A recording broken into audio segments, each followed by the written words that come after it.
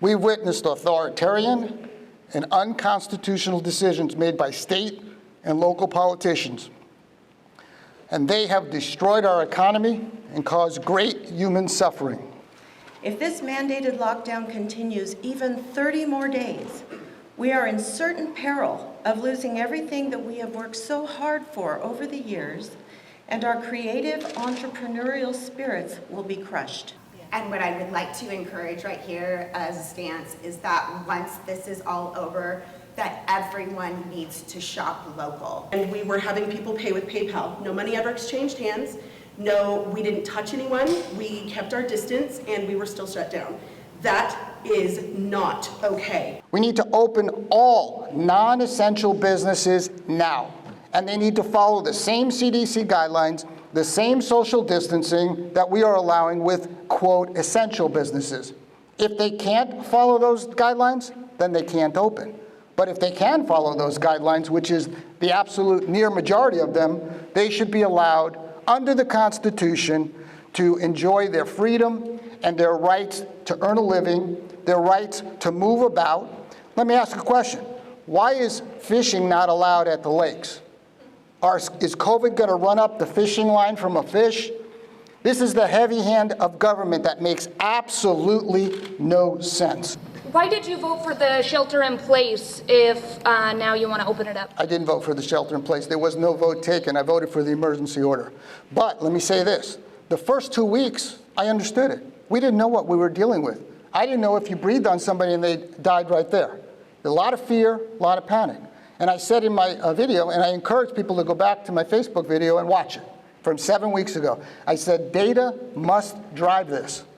Data has not driven this. Fear, panic, and authoritarian rule has determined what happens here. Do you think the government should step in terms of public safety and health? Government's role is to ensure the safety of people and to provide services. Okay? Government's role is not to create harm to the people. And government now is creating tremendous harm to the people. And what they often forget is we are not the peasants and they're the kings. They work for us. The people are the bosses. When they shut down this building, they're shutting the people's building down. So that's what's lost in this whole thing. We're all in favor of making sure there are measures to protect people. Nobody wants to not be protected from a virus. But we have to look at the data and the facts. Nowhere in the Constitution or the Bill of Rights does it state these God-given rights are to be removed if there's a virus with a 98 to 99% recovery rate. It doesn't say it. That government can then destroy people's businesses, their jobs, take away their freedoms, and put them under house arrest. Now, this lawsuit that you've all gotten right here, this lawsuit reflects hope.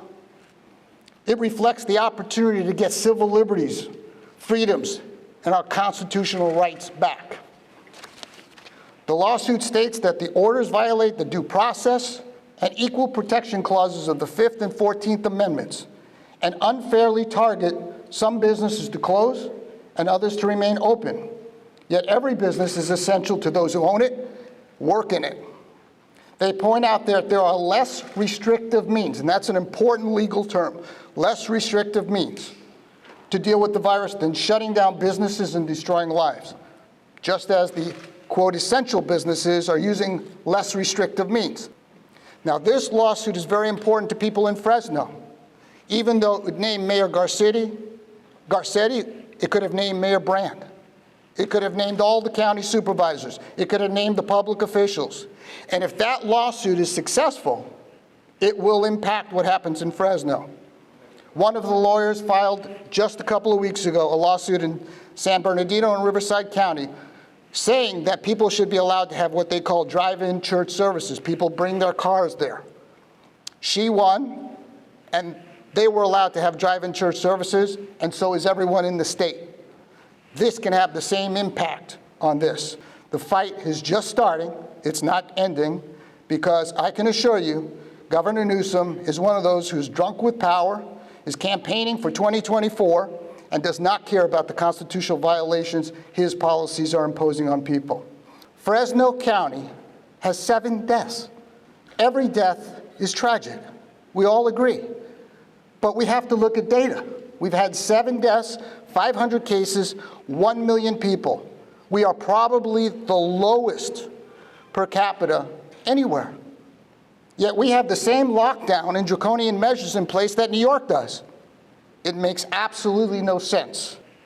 Now, the constitutional violations. We as a community and society can no longer be silent as some governors and mayors, including this mayor, aided by complicit state legislators and city councils, like this city council, destroy our national and local economy and the lives and businesses of our neighbors. These politicians are not doctors. They're not economists. Many are drunk with newfound power, and they've imposed the heavy hand of government and an authoritarian rather than common sense approach to dealing with the serious health crisis. Councilman, can you just clarify where you are on the lawsuits? I know, are you just awaiting the results of the Elliott lawsuit? And when you say your discussion for something local, who are you discussing with? I'm in conversations with lots of lawyers. The fight's just begun. I will be involved. You may see my name on a lawsuit, and we're in discussions. And I'm very involved, very active in providing input into it, and we're going to win eventually. In the meantime, though, I'm just afraid of the destruction and the human suffering we're witnessing as a result of the idiocy that's coming out of this building and Sacramento. Do you think that this could open up people being asymptomatic, maybe spreading it without even knowing? There's always a risk. Life is a risk. The bottom line is, we believe, and the data is starting to prove, that this virus has been in California for some time. You are never going to get 100% rid of this virus. It will probably come back if it's like any other viruses and flus that we've seen. And if the goal is to eradicate it completely, we'll never end the lockdown. We should test.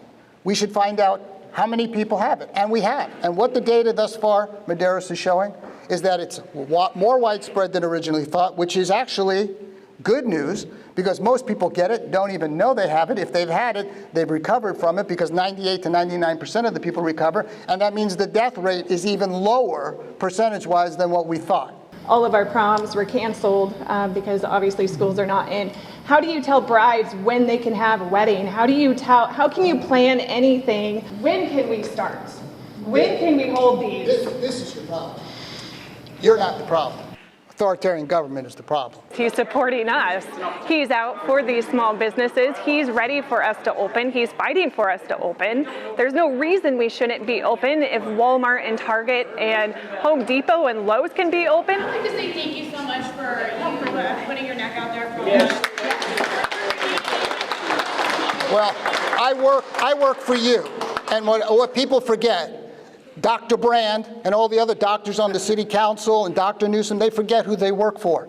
I don't forget. And I remember when I swore to the Constitution, it meant something to me.